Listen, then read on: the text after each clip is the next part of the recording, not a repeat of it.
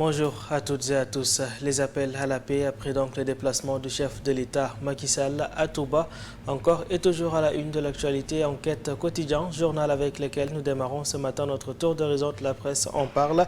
La paix à tout prix, c'est le titre à la une de nos confrères après l'accalmie notée.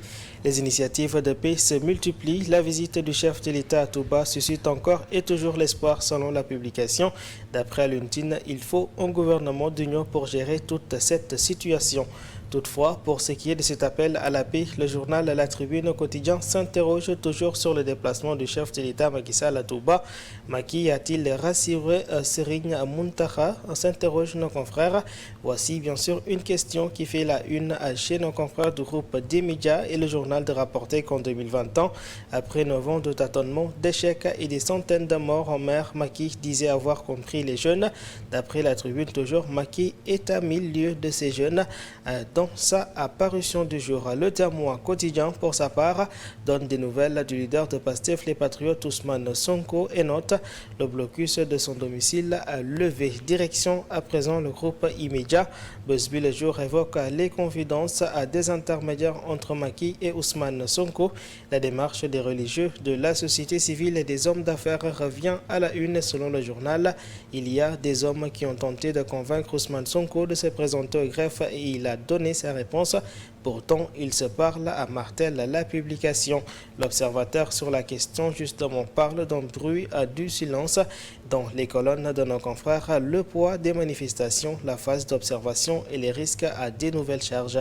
En bas de page, la publication revient sur le placement en garde à vue de l'animatrice Ndindak Touré. L'observateur de noter ainsi plus de 100 manifestants déférés d'ores et déjà au parquet, et ceci en une seule semaine. Parlons de ces manifestations justement. Sud Quotidien évoque les conséquences au plan économique. 72 heures de dégâts, des milliards partis dans la fumée. L'économie du Sénégal est tout simplement en berne d'après le journal du groupe Sud Communication. Dans la même veine, le journal Info poursuit et note en dehors du budget du département qui n'a cessé d'enregistrer des hausses considérables. Le secteur de l'agriculture a ainsi bénéficié de plusieurs programmes spéciaux dont la mise en œuvre a nécessité plusieurs centaines de milliards qui n'ont rien du tout donné. Le journal poursuit et souligne encore que dans le cadre de la mise en œuvre de la stratégie de souveraineté alimentaire qui démarre en 2024, le Sénégal prévoit une enveloppe de 500 milliards sur les 5 prochaines années. Des milliards dans le vent, martèle la publication. Vox Populi, de son côté, signale au Bic Rouge qu'Yahu Askanui réclame de l'Organisation des Nations Unies l'envoi d'une commission d'enquête internationale. Et Human Rights Watch exige pour sa part une enquête indépendante et crédible.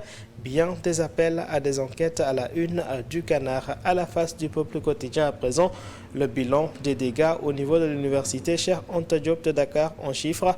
Le journal au papier bleu de revenir sur le bulletin des reporters du Sénégal, et dans ce bilan, le peuple parle de talibés aussi arrêtés comme des Ndaktouré placés en garde à vue. Quant aux femmes du bois sacré, le confrère bien sûr livre que 15 d'entre elles ont bénéficié d'un retour de parquet à l'étranger.